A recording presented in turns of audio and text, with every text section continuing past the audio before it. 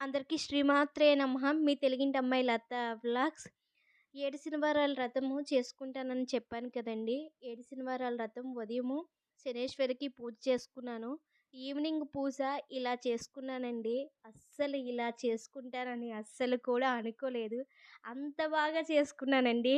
నాకు చాలా చాలా చాలా చాలా నచ్చింది.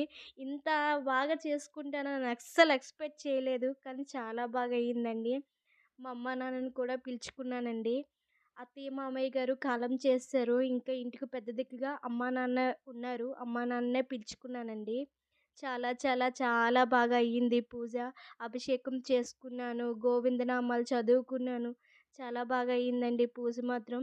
ఇంత బాగా చేసుకుంటానని అస్సలు అనుకోలేదు. వెంకటేశ్వర స్వామికి 7 శనివారాల వ్రతం పూజ ఎలా చేసుకోవాలో అలాగే చేసుకున్నానండి. అంతకు మించి చేసుకున్నానని అనిపించింది.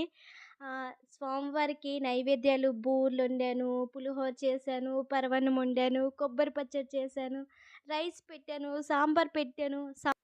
స్వామివారికి ఆ టయానికి నాకు వీలైనవి ప్రసాదాలు స్వామివారికి చేసి పెట్టానండి.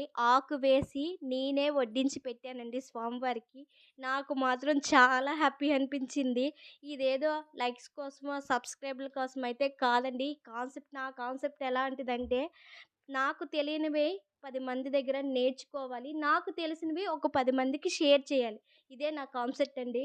కానీ ఏదో వీడియోస్ కోసమో, లైక్స్ కోసమో అయితే కాదండి.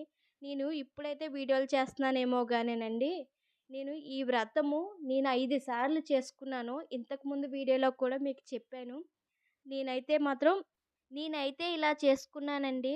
ఆ స్వామివారి అనుగ్రహం వల్ల ఇలాంటివి ఎన్నెన్నో చేసుకోవాలి. అందరూ బాగుండాలి. అందరితోని బాగా ఉండాలి కూడా. నాకున్న దాంట్లో లేనివాడికి ఎంతో కొంత సహాయం చెయ్యాలి. అందరికీ ఓం నమో వెంకటేశాయ.